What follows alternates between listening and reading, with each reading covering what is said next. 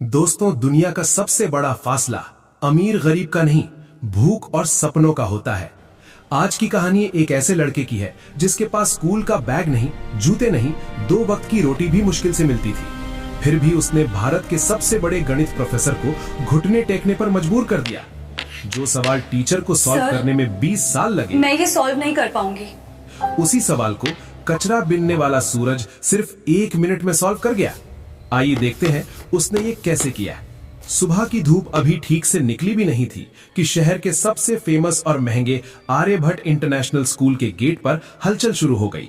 ये स्कूल रईसों के बच्चों के लिए था, जहां टैलेंट से ज्यादा पैसों के दम पर एडमिशन मिलता था। बड़ी बड़ी गाड़ियां रुक रही थीं और एसी कारों से बच्चे उतर रहे थे। उनके कपड़े चमक रहे थे, उनके जूतों पर धूल का एक कण भी नहीं था। लेकिन इसी चमक दमक से दूर स्कूल की दीवार के ठीक बाहर कूड़े के ढेर के पास एक 12 साल का लड़का खड़ा था। उसका नाम था सूरज। सूरज का हुलिया ऐसा था कि लोग उसे देखकर मुंह बना लेते थे। उसके कपड़े गंदे थे, शर्ट के बटन टूटे हुए थे और पैरों में अलग अलग रंग की हवाई चप्पलें थीं, जो शायद उसे किसी कचरे के डिब्बे में मिली होंगी। उसके कंधे पर प्लास्टिक का एक बड़ा सा बोरा लटक रहा था। लेकिन अगर आप ध्यान से सूरज की आंखों में देखते तो वहां आपको भूख नहीं, एक अजीब सी चमक दिखाई देती।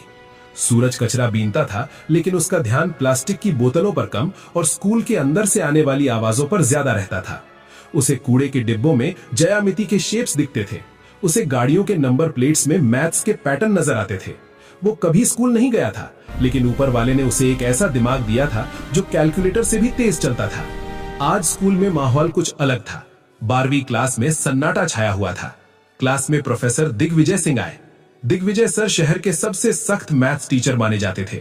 उनके बारे में कहा जाता था कि उनके सवाल बच्चों के पसीने ही नहीं, जान भी निकाल देते हैं। दिग्विजय सर आज बहुत गुस्से में लग रहे थे। उन्होंने हाथ में पकड़े डस्टर को जोर से टेबल पर पटका। धूल, वो चिल्लाए, तुम सबके दिमाग में धूल भरी है। तुम्हें लगता है कि तुम्हारे पापा के पैसे तुम्हें पास करवा देंगे? गणित बाजार में मिलने वाली सब्जी नहीं है जिसे पैसों से खरीदा जा सके। ये मेहनत मांगती है। पूरी क्लास डरी हुई थी। दिग्विजय सर ने चौक उठाई और ब्लैक बोर्ड की तरफ मुड़े। उन्होंने बोर्ड पर एक सवाल लिखना शुरू किया। ये कोई आम सवाल नहीं था। ये फर्मैट्स लास्ट थ्योरम और क्वांटम मैथ्स का एक ऐसा उलझा हुआ सवाल था जिसे देखकर अच्छे अच्छे प्रोफेसर्स के हाथ कांप जाएं। बोर्ड पर अजीबो गरीब निशान और नंबर भर गए। 10 मिनट तक वो लिखते रहे। जब वो पीछे मुड़े तो उनकी आंखों में एक चैलेंज था। ये सवाल, उन्होंने भारी आवाज में कहा, मैंने अपनी जवानी के 15 साल इसे हल करने में लगा दिए। ये आज भी अधूरा है। मैंने इसे दी इम्पॉसिबल इक्वेशन नाम दिया है। मैं तुम अमीर बच्चों को खुली चुनौती देता हूं। तुम्हारे पास इंटरनेट है, ट्यूटर्स हैं, दुनिया भर की किताबें हैं। अगर कल सुबह तक किसी ने इसका सही जवाब निकाल दिया तो मैं अपनी टीचिंग की नौकरी छोड़ दूंगा और उस स्टूडेंट को अपनी सोने की घड़ी इनाम में दूंगा। क्लास का टॉपर, जिसका नाम विक्रम था, उसने चश्मा ठीक करते हुए सवाल को देखा और मन ही मन हार मान ली। ये सवाल सिलेबस के बाहर नहीं, दुनिया के बाहर का था।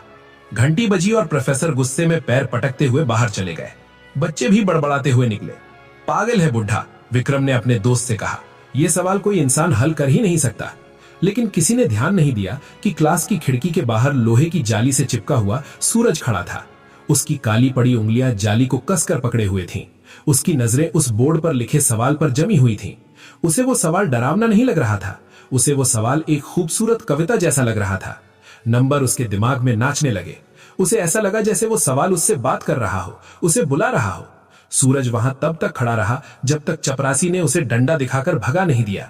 भाग यहां से भिखारी, स्कूल को गंदा कर रहा है, चपरासी चिल्लाया। सूरज भाग गया, लेकिन उसका दिमाग वहीं क्लासरूम में छूट गया था। दोस्तों, कहानी में आगे क्या हुआ ये जानने से पहले अगर आप ऐसी ही दिल को छू लेने वाली कहानियां सुनना पसंद करते हैं तो अभी हमारे चैनल को सब्सक्राइब कर लें, ताकि कोई भी नई कहानी आपसे मिस ना हो। रात हो चुकी थी। शहर सो रहा था, लेकिन सूरज की झुग्गी में नींद नहीं थी। उसका शराबी पिता खर्राटे ले रहा था और मां बीमार पड़ी थी। घर में खाने को कुछ नहीं था। सूरज का पेट भूख से मरोड़ रहा था, लेकिन आज उसे भूख से ज्यादा बेचैनी उस सवाल की थी। वो सवाल उसे सोने नहीं दे रहा था। उसके दिमाग में बार बार वो सिंबल्स आ रहे थे। रात के 2 बजे जब रहा नहीं गया तो सूरज उठा। उसे लगा कि अगर वो उस सवाल को हल कर लेगा तो शायद उसके मन का शोर शांत हो जाएगा। वो चुपके से अपनी झुग्गी से निकला और स्कूल की तरफ दौड़ा।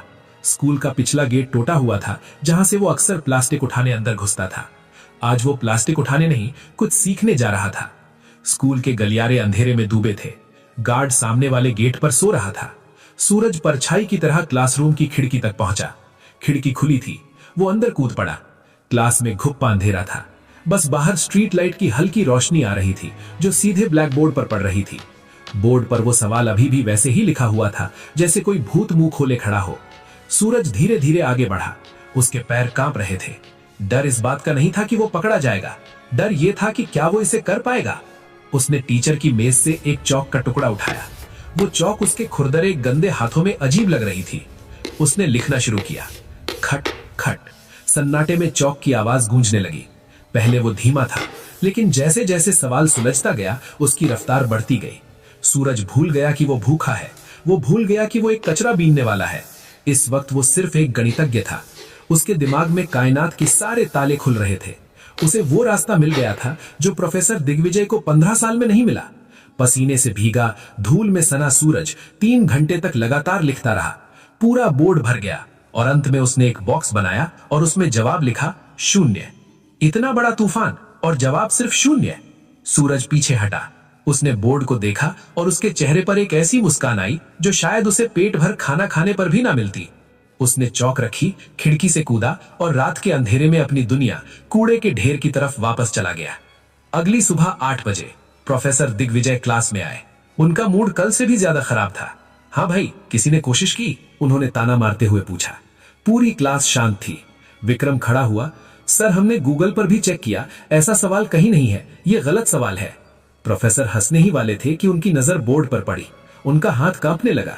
वो धीरे धीरे जैसे किसी जादू के असर में हो बोर्ड की तरफ बढ़े। क्लास के बच्चे हैरान थे। सर, क्या देख रहे हैं? प्रोफेसर बोर्ड के बिल्कुल करीब गए। उन्होंने चश्मा उतारा, पोंछा और फिर पहना। स्टेप 4, ये तरीका। हे भगवान, स्टेप 12, यहां तो इसने समय को ही बदल दिया। प्रोफेसर बड़बड़ा रहे थे। उनकी आंखों से अविश्वास के आंसू बहने लगे। ये नामुमकिन है, ये बिल्कुल सही है, ये परफेक्ट है। वो अचानक पलटे और चिल्लाए, किसने किया ये? झूठ मत बोलना। तुम में से किसकी इतनी हिम्मत है जो मेरे 15 साल की मेहनत को एक रात में सुलझा दे? क्लास में सन्नाटा था। विक्रम बोला, सर, हम कसम खाते हैं, कल शाम को जब हम गए थे तो बोर्ड खाली था, रात में क्लास बंद थी। प्रोफेसर ने अपना सिर पकड़ लिया। कोई तो आया था, कोई ऐसा जिसका दिमाग आइंस्टीन जैसा है। ये लिखाई देखो इसे, ये किसी सधे हुए स्टूडेंट की नहीं है, ये किसी आजाद हाथ की लिखावट है। उन्होंने तुरंत प्रिंसिपल और सिक्योरिटी को बुलाया। सीसीटीवी फुटेज चेक किया गया। ब्लैक एंड व्हाइट स्क्रीन पर रात के 3:30 बजे एक छोटी सी परछाई खिड़की से कूदती हुई दिखाई देती है। कपड़े फटे हुए, बाल बिखरे हुए। वो लड़का बोर्ड के पास जाता है और पागलों की तरह लिखने लगता है। प्रिंसिपल ने फुटेज को जूम किया। अरे, ये तो वही कचरा बीनने वाला लड़का है जो कल गेट पर खड़ा था। प्रिंसिपल ने मुंह बनाते हुए कहा, गार्ड, जाओ पकड़ कर लाओ उसे, जरूर चोरी करने आया होगा और बोर्ड खराब कर दिया। रुको, प्रोफेसर दिग्विजय जोर से बोले। अगर किसी ने उसे चोर कहा तो खैर नहीं, उसने चोरी नहीं की है, उसने तो स्कूल को और मुझे एक नई दिशा दी है। उसे इज्जत से मेरे पास लाओ। थोड़ी देर बाद 2 गार्ड सूरज को पकड़कर स्टाफ रूम में ले आए। सूरज बुरी तरह डरा हुआ था। उसे लगा कि चोरी छुपे घुसने के लिए उसे पुलिस के हवाले कर दिया जाएगा। उसके कपड़े गंदे थे, शरीर से बदबू आ रही थी। स्टाफ रूम में बैठे बाकी टीचर्स ने अपनी नाक पर रुमाल रख लिया, लेकिन प्रोफेसर दिग्विजय, वो अपनी कुर्सी से उठे और सीधे सूरज के पास गए। सूरज ने हाथ जोड़ लिए।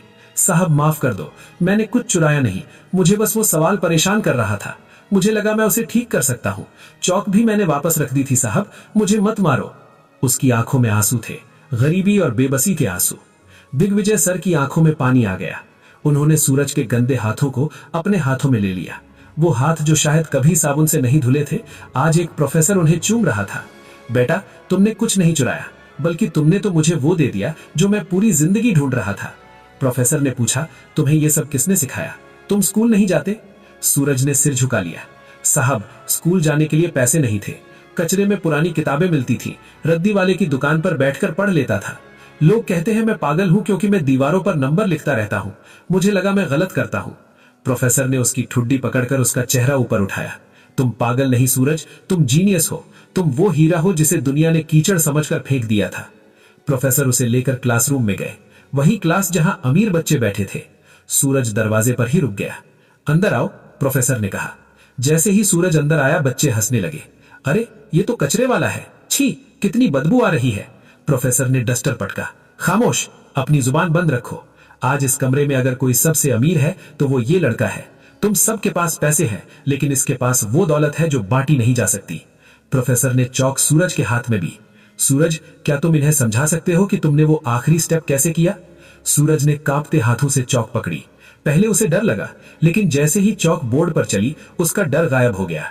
वो समझाने लगा। उसकी आवाज में भरोसा था। उसने बताया कि कैसे उसने हवा की गति और समय को जोड़कर वो सवाल हल किया। जब उसने बोलना बंद किया तो क्लास में सुई गिरने जितनी शांति थी। जो बच्चे उसे बुरी नजर से देख रहे थे, अब उनकी आंखों में इज्जत और हैरानी थी। प्रोफेसर दिग्विजय ने अपनी कलाई से सोने की घड़ी उतारी और सूरज की कलाई पर बांध दी।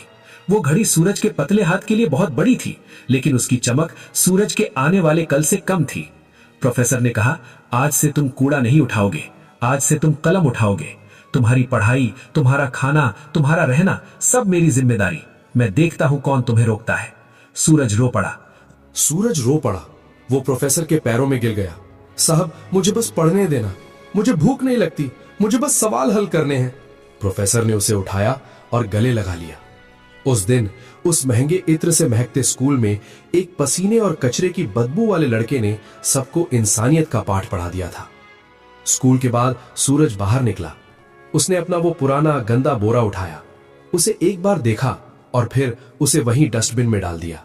ये सिर्फ एक बोरा नहीं था, ये उसकी पुरानी जिंदगी थी जिसे वो हमेशा के लिए छोड़ रहा था। उसने आसमान की तरफ देखा। सूरज चमक रहा था, बिल्कुल उसके नाम की तरह। दोस्तों, ये कहानी हमें बताती है कि टैलेंट किसी महल का गुलाम नहीं होता, वो झोपड़ियों में भी पैदा हो सकता है। हमारे देश में न जाने कितने सूरज हैं जो रोज कूड़े के ढेर में अपना बचपन और अपना टैलेंट बर्बाद कर रहे हैं। जरूरत है तो बस एक प्रोफेसर दिग्विजय की, जो उस हीरे को पहचाने और तराशे। अगर आपके आसपास कोई ऐसा बच्चा है तो उसे बुरी नजर से मत देखिए। शायद उसकी आंखों में भी कोई सपना पल रहा हो। गरीब होना कोई पाप नहीं है, लेकिन एक टैलेंटेड बच्चे को गरीबी के कारण खो देना समाज का सबसे बड़ा पाप है। आपको ये कहानी कैसी लगी? क्या आपने भी कभी किसी ऐसे छुपे हुए टैलेंट को देखा है? कमेंट करके जरूर बताएं। और अगर इस कहानी ने आपकी आंखों में आंसू ला दिए हों तो इसे लाइक और शेयर जरूर करें। याद रखिए, असली अमीर वो नहीं जिसके पास नोट है, असली अमीर वो है जिसके पास ज्ञान है। जय हिंद।